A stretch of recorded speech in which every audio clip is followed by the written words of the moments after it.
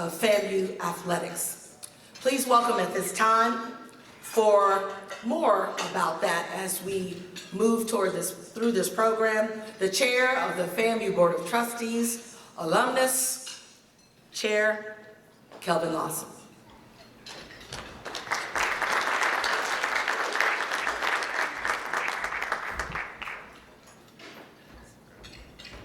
Hey, well, good morning, everybody, and welcome. This is really an exciting time for FAMU. If you go on campus, you'll see the significant investments that are being made in infrastructure. If you visit Bragg Stadium, you'll see the winning tradition has started again. And today is another part of that journey, so we are extremely excited. But we can't do that without the collective support of everybody in this room, so we so appreciate all the different entities, from the foundation to all the respective DSOs, to the NAA, to the Rattler 220 Club, to the Rattler F Club, etc. We appreciate all of you and everything that you do. And today we have what we believe is an exciting presentation to share with you that will show you a little bit more about where we're trying to take this department. So without going further, what I'd love to do at this point is actually bring up the president to continue the journey and introduce the featured speaker for the day.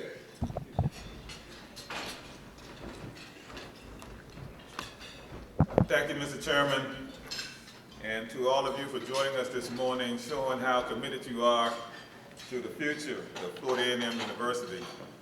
Some of you probably didn't go to sleep last night.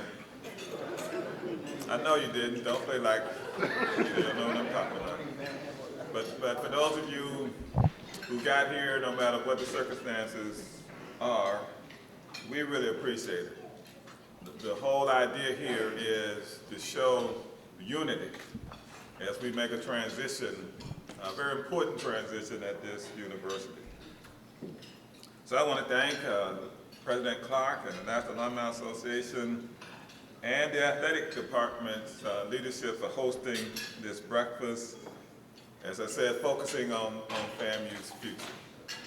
As you know, athletics impacts the university's brand in significant ways. You know, some say that it's the front porch to a university. It's interesting, in a discussion we were having yesterday, you know, we talked about the significance of athletics for FAMU. And I just want to kind of put it in context for you, because the way it was put to me by someone who you're going to be hearing from shortly tells you the depth of thinking this individual has. We talked about if we didn't have athletics at FAMU, then what happens to the band, right? Right?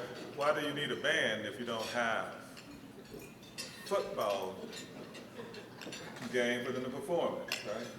And then if you lose the band, what about all the rich culture and everything else that's associated with that in the life of an HBCU? Now maybe, you know, Michigan State could lose their band, University of Miami could lose their band, and just keep on going. But in an HBCU's culture, right? Athletics, band, recruitment, fundraising, all of those things are connected, right? I can't tell you how many times I've talked to very, very gifted students around this country, and many of you yourselves were attracted to FAMU because, you know, you saw or heard about the Marching 100, and you saw or heard the Marching 100 at events like we're going to have this afternoon, right? And so it's all connected, right? So we have to keep this athletic program strong in order to keep the university strong and be the guardians of the culture that we've established here so firmly over 132 years. And so I am very comfortable in where we're going in our new leadership, because I think this person gets it absolutely. So first, I want to thank my bosses, and several of them are here, members of the Florida A&M University Board of Trustees. Would you all stand and allow me an opportunity to thank you for your patience with me, your tolerance. You know, it's all been necessary. Thank you all so much. I also want to thank the Rattler Boosters, Ellen Cobb, Tommy Mitchell. Thank all of you for your support at the university. Last night I had a chance to go by the awards program hosted by the F Club and welcome some new members to the Orange Jacket Club. And one of those members is sitting right here with us this morning, and Miss Carmen Cummings Martin. As she texts, she's trying to work on something right now, so I called her. But anyway, all of those groups, huh?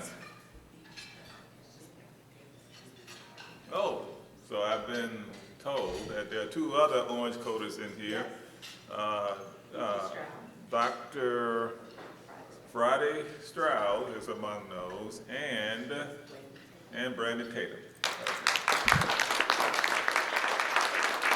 I want to thank Curtis Taylor and the F Club for their support of FAMU athletics and so much more. I also want to reiterate that the guardians of the monies that are invested in this university, not only are they the guardians of the money, they see to it that it grows. Chairman Gibson and all of the members of the Foundation Board of Directors who are here, thank you for your support of Fordham University as well. And by the way, they're having a meeting, and so I know they can't wait for me to sit down so they can get out to that meeting. But thank you for your support and the things that they've worked on in your retreat. Jamal, I think, are really going to elevate, the things that you do to a higher level. And so, as I said yesterday, I want to make sure that I acknowledge Dr. John Eason for joining us at a time when things weren't all that great in FAMU athletics. Dr. Eason came at the time, as I said at the luncheon yesterday, when our football team was 3-8. And a lot of people would have kind of walked away. We brought him out of retirement, and he served us well. I don't want to go through all of the things that's important to know, but I just want to highlight just a couple of things, right? I know Dr. Eason isn't here, but please go and tell him how much we appreciate these things that he was able to do, along with the coaches and staff of athletics, some who are here this morning. Would you please stand? The current staff and coaches in athletics, would you stand this morning and give us a chance to recognize you as well?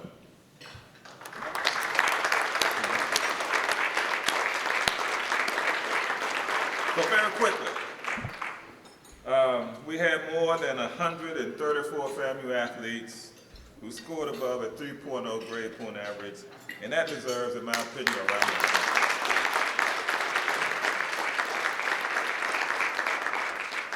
Coach Jeremy Shoup of the baseball team won the MEAC championship, and that's certainly laudable as well. Coach Robert McCullum compiled a great turnaround season in men's basketball, going 9-7 in the MEAC. And have we been, well, anyway, 9-7. Did a great job. The golf team, under the coach AD Mike Rice, made national news on the PGA Tour. The story was chronicled on the site for Coach Rice's commitment to recruiting African-American golfers to his team. If you really look around the world of HBCUs and look at some of these specialty sports like that, you wouldn't necessarily know that you're an HBCU. But Coach Rice has made it clear that he wants to make sure that he gives every young man, regardless of race or color, an opportunity to play. He's just been very successful in recruiting African-American golfers. I saw yesterday, I was talking to a potential, and I want, because I know there are people here who are concerned about NCAA issues. I just saw an attorney come into the room, Dr. Denise Wallace. She just happened to introduce me to a young lady who is an outstanding basketball potential recruit. I couldn't talk to her about basketball, but I said, what's your GPA? And it's pretty good. It just so happened that she had attended a FAMU women's basketball game where they, what we used to say in the hood, they bust the clock on somebody else. I went to the first women's home game, last week on campus. They bust the clock. Other team says, what's going on here? So anyway, Coach Kevin Lyman has this team off to a wonderful start. Coach Veronica Wiggins, you know, is the dean of MEAC softball coaches. I could stop right there. You know, we didn't get there this year, but 7 of her players earned all-conference honors during the MEAC softball tournament. Coach Karen Brown, we salute her for the women's bowling team for a 2018-19 season where they placed 2nd in the first ever TNBA HBCU Invitational. And then finally, Coach Willis Simmons. Coach Willis Simmons.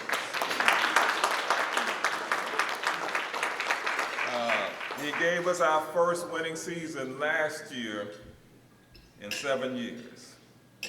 And this year, except for, you know, when we had that little practice at the beginning of the year with UCF, and we decided just to see how well they thought they really were. We just didn't want to hurt anybody. So we wanted to come back to this game. We are, and pinch yourselves, right? We are 9-1, folks, undefeated in FCS football.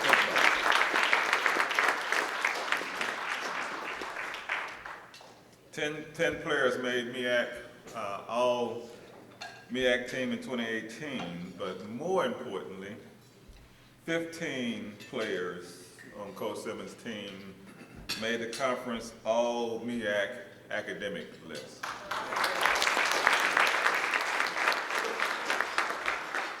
So clearly they don't have any Lorenzo Browns on that team. All-American punter Chris Fadal, you had to be at the lunch yesterday to know who Lorenzo was. Chris Fadal has a 4.0 in chemistry, and I'm jealous because, you know, I'm a chemistry major too. That's not easy to do, folks. And he's ranked 2nd in the nation in punting in the FCS subdivision level where we are.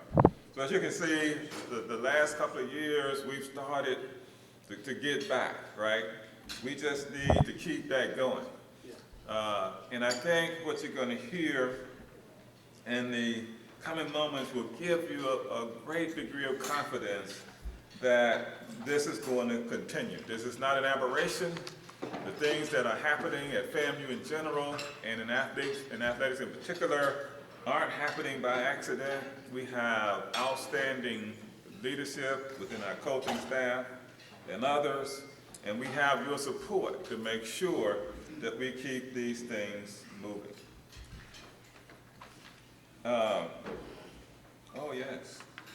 So one of our newest additions to the coaching staff at FAMU, Sky Dawson. Sky is a former, by the way, Sky Dawson is a former NFL player himself.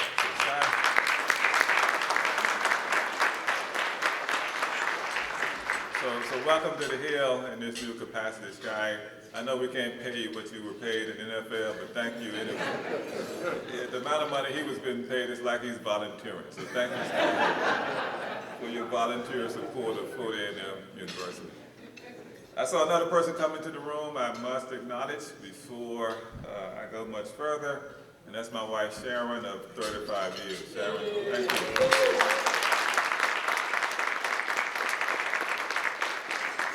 Okay, now, for the moment you've all been waiting for, you didn't come here to hear me ramble, you do that and hear that all of the time. Let me tell you about a young man, and by the way, just for the record, the name is Kortne Gosha, not gosh off. You know, you might say gosh when he's finished with his work, right? But the name is Gosha. Let's get it straight, okay? It's a pleasure for me to introduce him and welcome him as our incoming athletic director. And just so if you know what the timing is, Dr. Easton's official termination date is the December the 2nd, and Mr. Gosha starts on December the 3rd, okay? I'm really excited about this young man.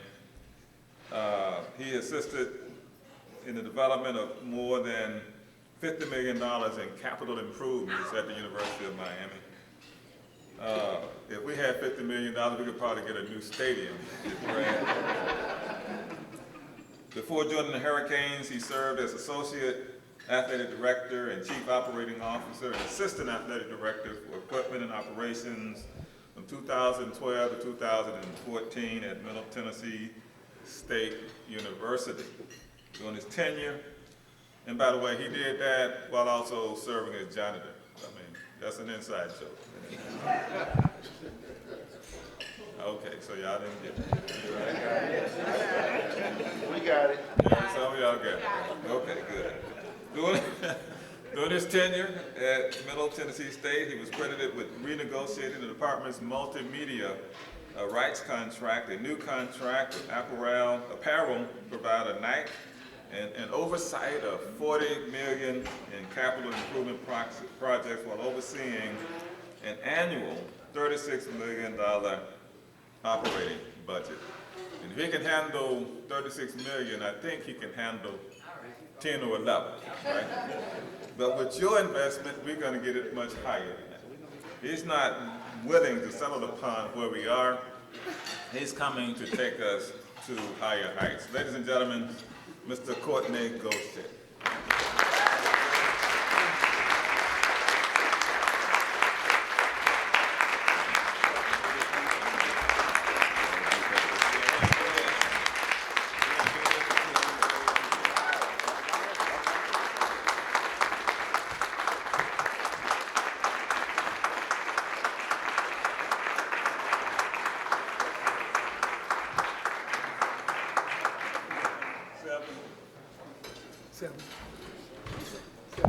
As we prepare for this ceremonial induction, so to speak, if Mr. Artie Polk, Reverend Artie Polk is in the house, could you please prepare to come to the podium? Thank you. So this is not a passing of the hat. This is a passing of the torch. Right? We're going to pass the hat later. And this hat ain't big enough to take care of what we need.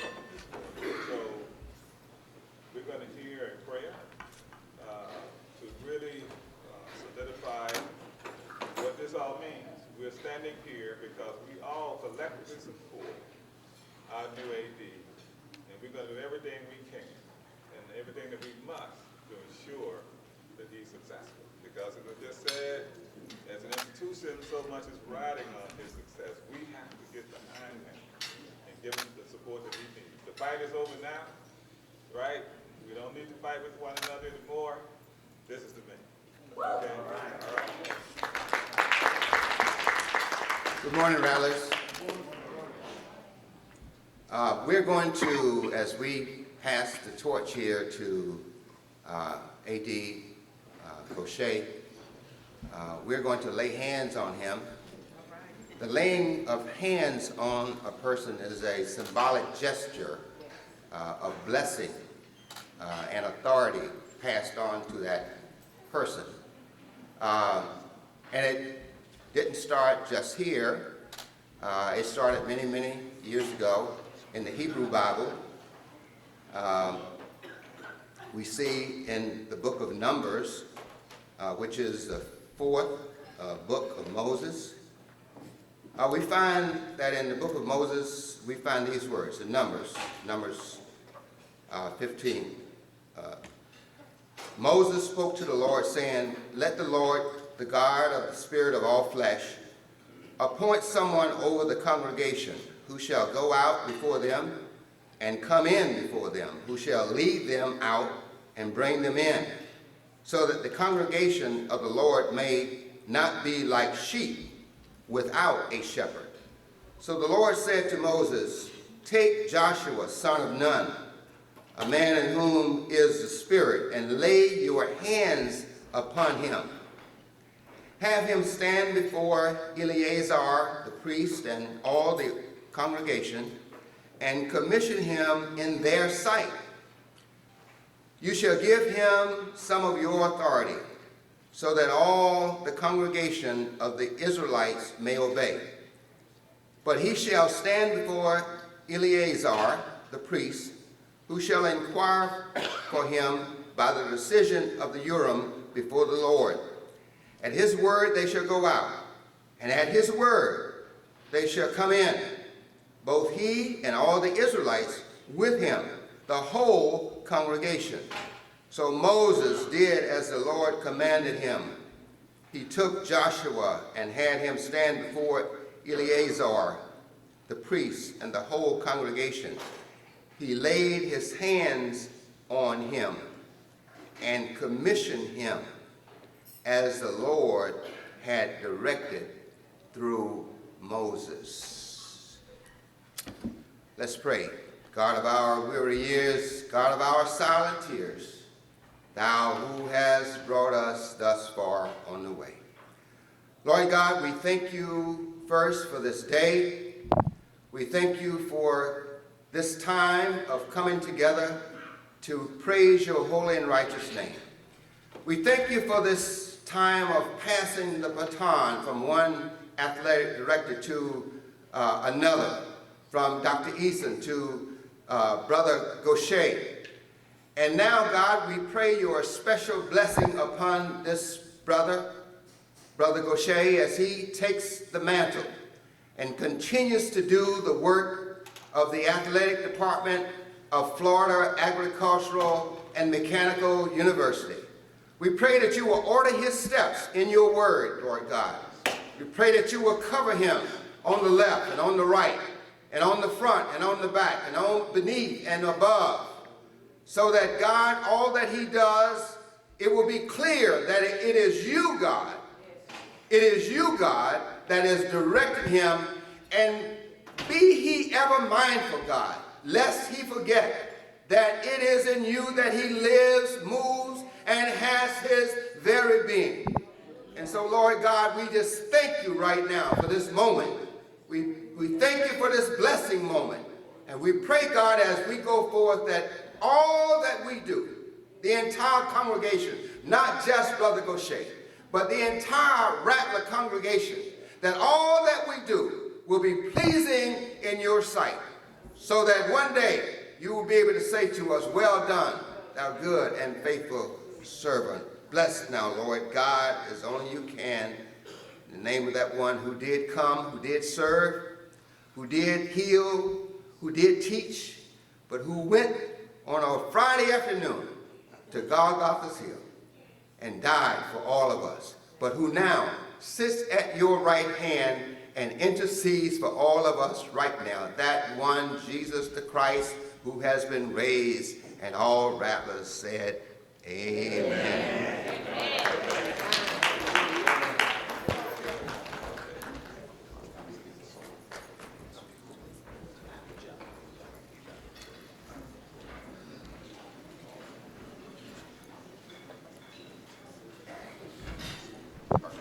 As he approaches,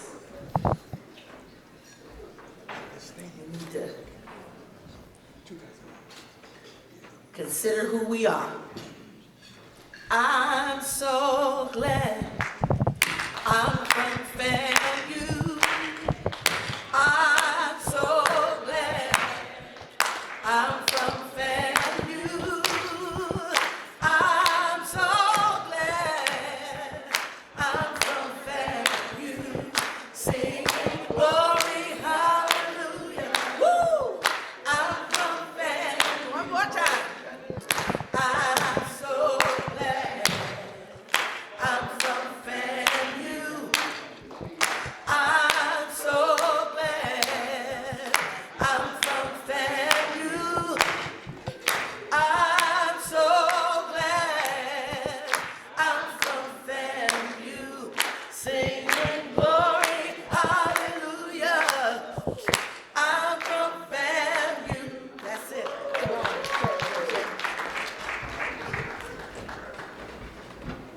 Good morning, Rattlers. How are you? Good morning. All right. Good morning, Rattlers. How are you? Good morning. All right. That's more like it. First off, I would like to give honor to God, who's the head of my life, for giving me the opportunity and the privilege to serve this fine institution, its alumni, this administration, our students, and the student athletes that we serve. It is a great privilege that I do not take lightly. and I do believe that God has worked my steps to be positioned to move FAMU athletics to the next level. With great humility, I am honored to represent you. I'm honored to represent all of the students that we serve as we transition in this. I would ask that everyone stand in solidarity and in unity, because that's what it's going to take. It's going to take the fabric of every FAMUan, every alumni, every student athlete to really rise to the occasion and win this fight that we're in. I would first like to thank Dr. Larry Robinson for first entrusting me with the ability to lead this department. Obviously, there is a very heavy mantle that he carries as the leader of our fine institution. And so it is my job to support him in that mission, but I am so greatly appreciative of the opportunity and your trust and your belief in me. To the Chairman, Kelvin Lawson, and the Board of Trustees, it has been a unique couple of weeks, but I will tell you that I am enthused because of your passion and your commitment to this university. Not just as a functionary, but as a visionary. You can see the things that haven't happened yet, and we talk about the path and the transparency that we really need to develop to take this university to the next step. I appreciate you for entrusting me for this opportunity, all of the Board of Trustees, and we will not let you down. President Gregory Clark, who's the president of our National Alumni Association, I will say, I think I counted, and we probably had somewhere in the neighborhood of about 600 phone calls over the past month and a half. And those phone calls were really some of the reasons why I was enamored about this opportunity, because the vision and the passion and the pride that this man has for this university is simply unmatched. Again, I appreciate you for your honesty, your upfront transparency, and we will make the vision that you have in your head a reality as we move forward. I would also like to thank the Rattler Boosters. I've met a lot of you all in the room this morning, yesterday. We have great work ahead of us, but our best days are also ahead of us. And so I am excited to work with the Rattler Boosters and all of our direct support organizations as we move forward. Chairman of the Foundation, Jamal Gibson, it was an opportunity to really connect with you earlier today, and I look forward to really working with you and the foundation to help us reach our goals and our accomplishments as we move forward. Again, I'm just so grateful for the opportunity to be here. I wouldn't be here today if I did not stand on the shoulders of giants. And I say that lightly. In my career and in the opportunities that I've had to educate myself professionally and personally, I could not have done that without my family. They came from three different states to join me today, my grandparents, my parents, some of my siblings, and I will be forever grateful for your investment in me. I learned the textbook definition of hard work from my family. Being a first-generation college graduate, I understand the value of an education. And each member of my family played an integral part in me standing before you today, but also my development on a personal perspective. And so, as we talk about the Rattler family, I think we've got 23 people here today. We just got a little bit bigger, okay? All right. I appreciate that. I'd also be remiss if I did not briefly pay homage to some of the professional mentors and people who guided my steps. Director of Athletics, my former Director of Athletics, Oval Jane. He was the one who really introduced me to intercollegiate athletics, gave me an opportunity to really learn, and grow as an administrator. To Chris Massaro, my previous athletic director at Middle Tennessee State University, for believing in me at the young age of 25 to make me a chief operating officer over an organization. For him, I'll be forever grateful. To one of my good friends and my boss right now, Tim Wise, who's here in the room, and Blake James, Director of Athletics at the University of Miami. Thank you for giving me an opportunity to really see the inner workings of a world-class athletics department. I appreciate your friendship and your mentorship tremendously. So in that vein, I'll talk about the University of Miami briefly. Someone was telling me 1979 in Doak Campbell Stadium, I do believe that the Rattlers beat the Hurricanes, right? All right. So as Dr. Robinson said earlier, I think we busted that clock, right? All right. So we will hold that over my Miami Hurricanes head. And I do believe my former coach, Mark Rick, was the quarterback, right? All right, so the Rattler traditions, as you can see, date back quite a while. And we are excited about establishing more traditions and lifting up the name of this great university. To Dr. John Eason, I thank him for his contributions and his stepping up in the time of need for this organization, for this university. When his alma mater called, he came. I look forward to the continued relationship and guidance as we move through strategic decisions, and I'm excited to carry the mantle that he's put in place and move that forward. In order to lead, you must first serve. And I'll talk about my career and I'll talk about who I am a little bit for those who don't know me. So a couple of quick facts. I'm originally from Birmingham, Alabama. I went to Jacksonville State University. I got my master's at Southern New Hampshire. I've had the opportunity of working at Jacksonville State University, Middle Tennessee, and the University of Miami. And so at those institutions, my job was to serve our students, to serve our donors, our fans, and our bases. And one of the things that I think I can hold my hat on was the ability to facilitate success at various levels, whether it be academically, whether it be athletically, or whether it be in physical space and being able to turn vision into reality. So I cannot wait to take that same leadership and those experiences that I learned at those institutions and bring them to this one. So today is not about me. I understand that we're talking about a transition in leadership and a transition in doing things, but today is not about me. What I want to talk about is the fight that we face and the impact that we have, the unique privilege that we have to make an impact on young people. And it's funny that the pride of this university is unmatched. I was coming through the lobby of the hotel, and there was an elderly lady. She was one of our alums, and she said, "Hey!" She stopped me. She said, "You're the new AD, right?" And I said, "Well, not yet. That's coming tomorrow. But yes, ma'am, it's a pleasure to meet you."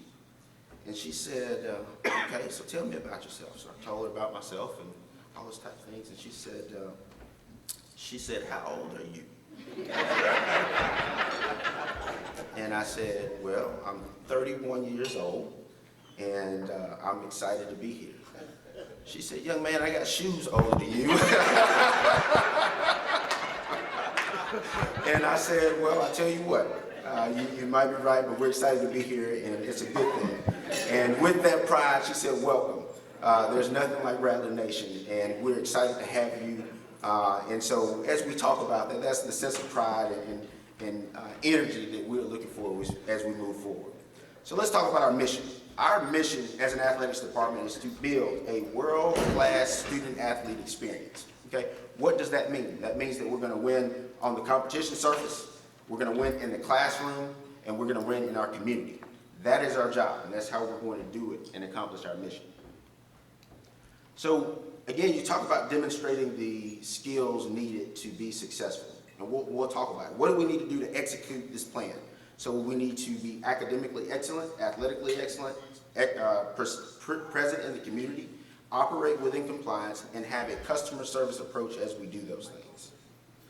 Facilities enhancements, financial integrity, personnel, revenue generation opportunities, strategic communication, technology and innovation, and conference realignment potential.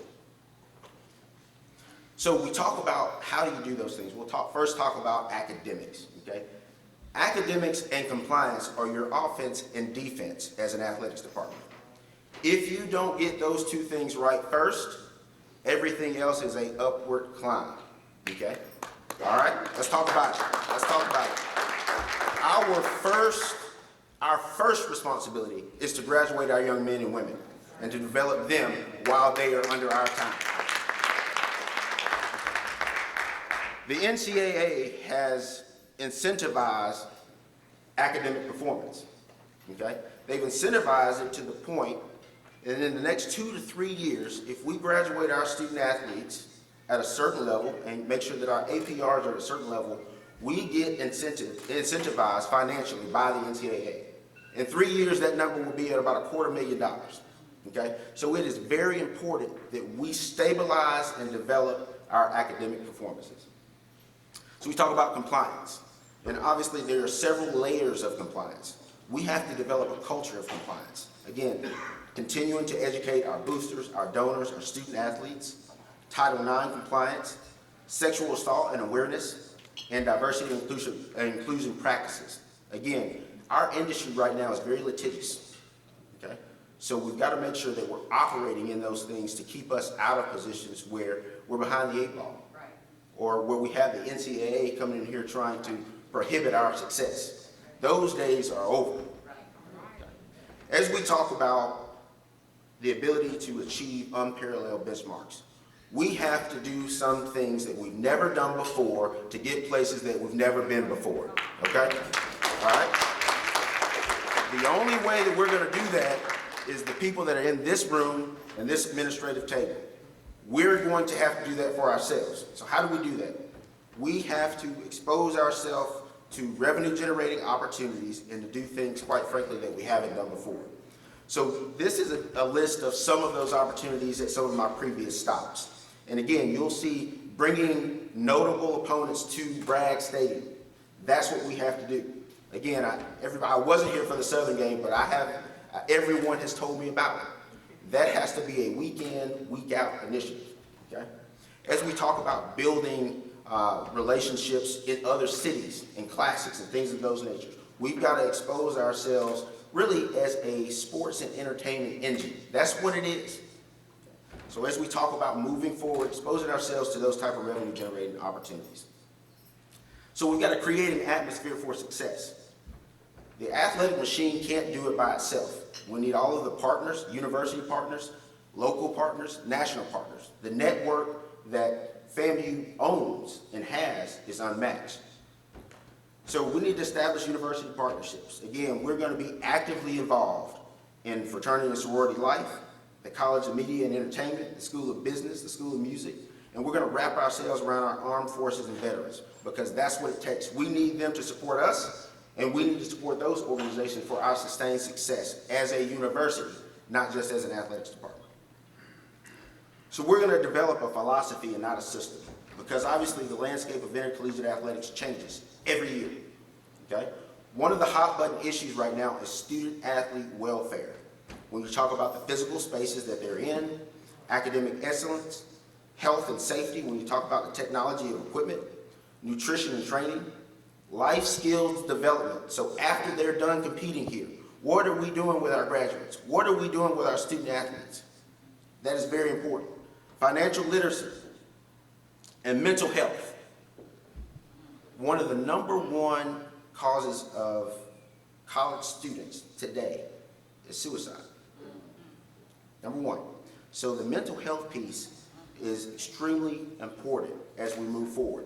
As we build out our athletics department, we have to be able to provide our student athletes with those type of cares as we really look at the big picture here.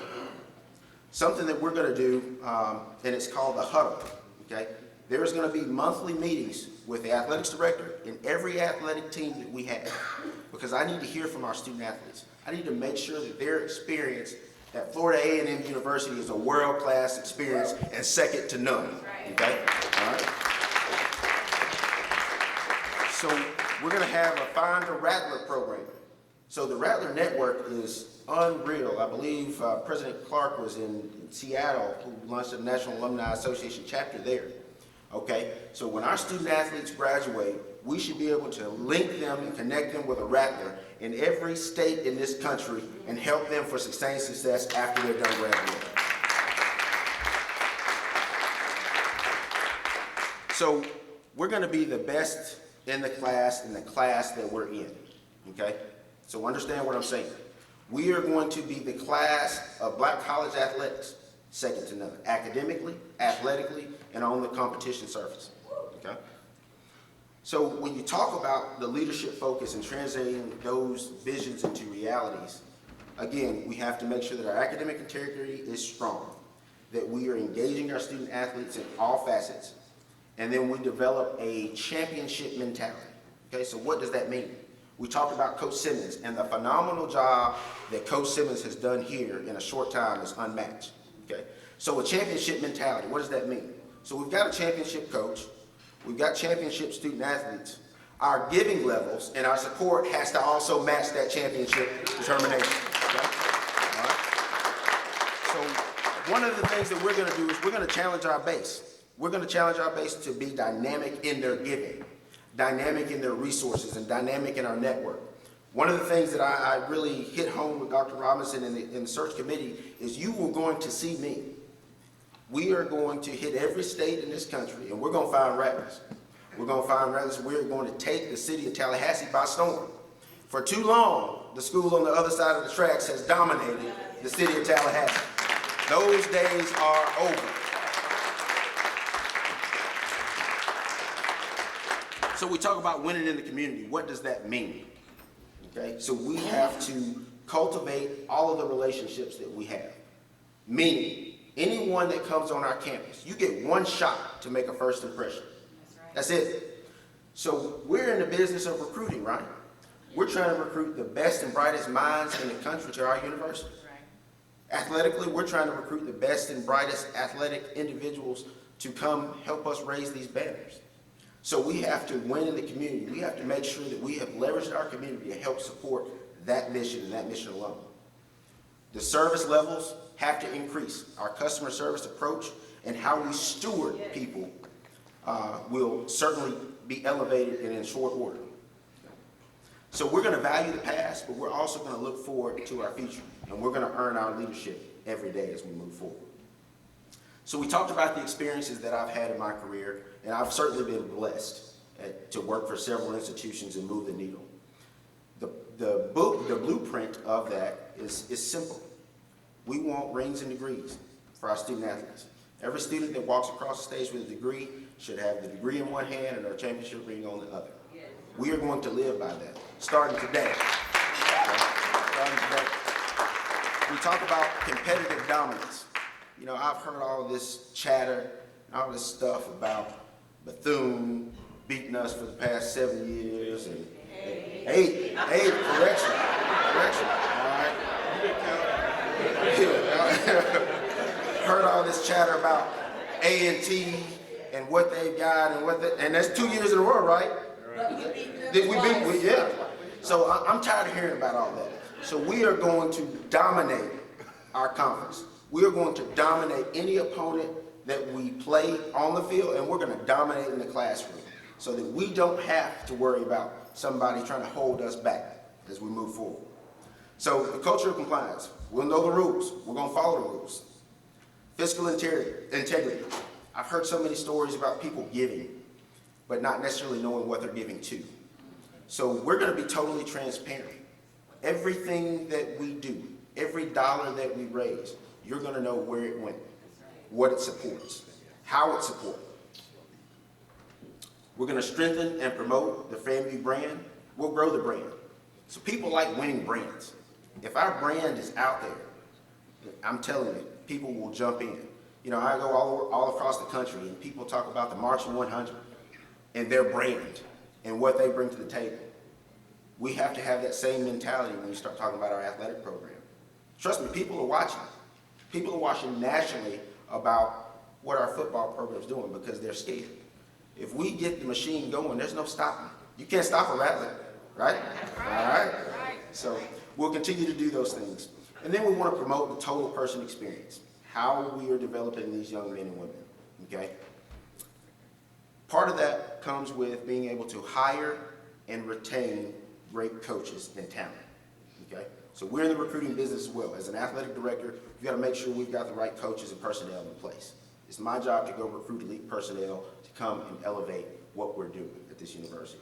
So we'll be evaluating that and to make sure that we're moving the department forward. Now, as we talk about that, one of the things that I'm really big on is structure. And we have to make this clear to our base. What is our structure? So we talk about our organizational structure here. Kortne Gosha as Director of Athletics. The job of the Director of Athletics is to go and create resources to put our student athletes and our coaches in successful position. That is the job of the athletic director, okay? We will get there. Part of the operational structure, if you look a layer below me, we'll have a deputy athletic director. That deputy athletic director's role will really be to serve as the chief of staff. In the absence of the athletic director, they will be the point person, making sure that all of our daily operations are operating in compliance, that we are positioning ourselves to move the brand forward. Then we will have a senior associate athletic director overseeing our finances and will serve as our chief financial officer. We are going to bring dynamic talent to be able to go find some of the operational efficiencies and best practices in intercollegiate athletics. We have to get this piece right, okay? And we'll talk about why we've got to get that right here in just a minute. And then you'll see the third prong is a senior associate AD and a chief operating officer. What's a chief operating officer?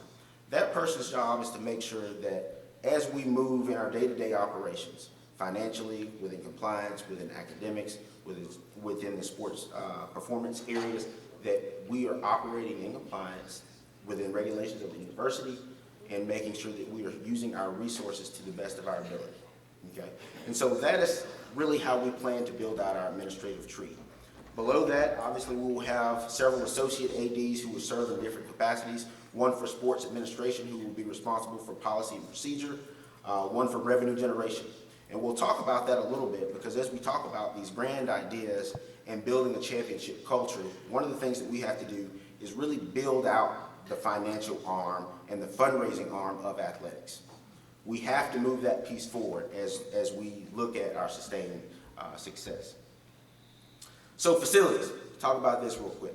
So facilities matter. Again, we talked about the first impression that you can make on anybody that comes to your campus. So facilities matter, and we'll talk about some of the deficiencies. These are not the University of Alabama. They're not Ohio State. These are FCS peer group institutions. The first one is Prairie View A&M, where we hired our football coach from, okay? The second one is Jacksonville State University, my alma mater, and the facility that I built there in 2010. The one on the right is a baseball facility that they just completed on last year. So this is what we're up against. This is what we're competing against, okay? North Carolina A&T, Prairie View's press box. That's Prairie View A&M's locker room. That's their football locker room. We've got to compete with that. That's their stadium. Tennessee State's indoor facility. So we talk about the fight. This is part of it. We talk about building a championship culture and keeping our coach. This is part of it. So we talk about elevating and stepping up our game. This is our peer group. It's in Alabama. It's in Auburn. It's not Florida. This is our peer group. So as we talk about the vision of Bragg Memorial Stadium and how we really enhance all of our athletic facilities. From a conceptual perspective, this is a facility that we'd like to put in the end zone where the current field house sits. This example of this facility has premium space that we can generate additional revenue from, coaches' offices, elite sports performance space, athletic training, and then also a new press box. This investment at Louisiana Tech University was about a $40 million investment. So we've got to find a way to really be able to come in there, find ways, partnerships, and opportunities, and go out and raise money to get to this level. Where we stand. This is where we stand. But this is not where we will stay. I can promise you that.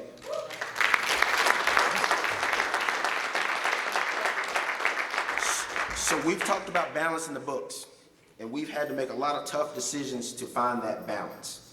And so as we talk about the new administration and how we're going to think, this is our growth strategy, because we cannot cut our way to prosperity. We have to grow our department. We have to grow personnel. We have to engage our fans and donors and grow that base. We have to develop more corporate partnerships, and this is how we're going to do it. So externally, we have to commit to what we're doing. We have to activate our sales teams. referral programs, and develop a sense of community. We've got to continue to increase our season ticket holders. All of those things matter. As we engage people on social media, we've got to get our social media numbers up because that's the industry that we're in. Again, that's how you engage people. Mobile ticketing. People want convenience. So we should be able to take credit cards over the phone. Mobile ticketing. Being able to get parking passes. Making sure that you can get your tickets on time. Those are all things that we're going to do, and we're going to do it in short order. So that is how we're going to really move the external needle. So we talk about exposure, national broadcast, regional broadcast, on radio, on TV, all of those type of things, because we've got to tell the story. I can tell you one thing, the Democrat, they like to tell their own stories. And it's not the stories of what we're doing with our student athletes and developing young people in a championship culture. So we're going to tell our own stories moving forward, starting today. So again, as we talk about our to-do list, we've got to find ways to really engage the Rattler Boosters, the 220 Club, the Rattler F Club, all of those things, and really put them in position to be successful, to help us, and really roll our sleeves up to figure out what's the best practices to do that. Again, as we talk about educating our donors, establishing a brand, acknowledging a process of giving, we've got to do all of those type things as we move forward. We must promote our brand at a higher level. FAMU can no longer afford to be the best kept secret in Tallahassee. No longer. So again, as you'll see, we'll activate social media. We're going to activate ticketing and involve technology and innovation at a level that you have never seen before. Okay? So what's my plan? Transitioning. I've got a 30, 60, 90-day plan. We're going to engage people. You're going to see me. We're going to meet with every constituent and stakeholder that this university has, because we've got to talk about that vision and that reality and how we get to that championship culture. Again, we're going to meet with every staff member, every student athlete, as soon as we get on the ground there in Tallahassee. And again, we're going to attend practices. We're going to be vocal in our community, across the tracks, and on our side of town, okay? So we really got to increase, that piece of it. So I'll talk about this, and as I close, Colossians 3:23, whatever you do, do it enthusiastically, because it being work done for the Lord, okay? And that's what we're going to do. We're going to bring a staff in here that is enthusiastic every day, okay, about what we're doing. We can't be tired. The fight's too great. And as Dr. Robinson mentioned earlier, we talk about this fight. How do you erode away an HBCU? Well, you start with its points of pride, an athletic program. You're already seeing what we're going through right now, the NCAA. How do you stop us? We're going to penalize them.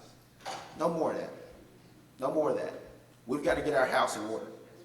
Okay? So how do you erode away an HBCU? Stop those things. If we can go after athletics, then we can stop the gathering. If we can stop the band, that's the point of pride.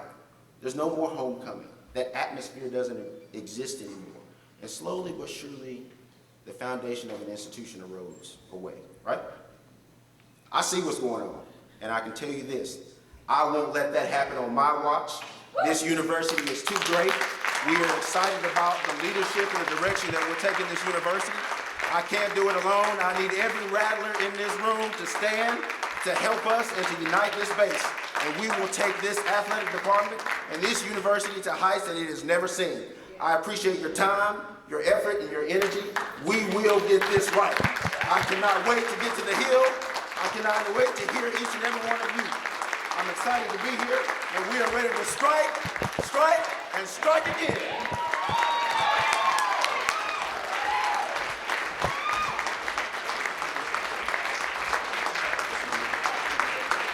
Wow. Vice President of Athletics, our new face of leadership, Kortne Gosha.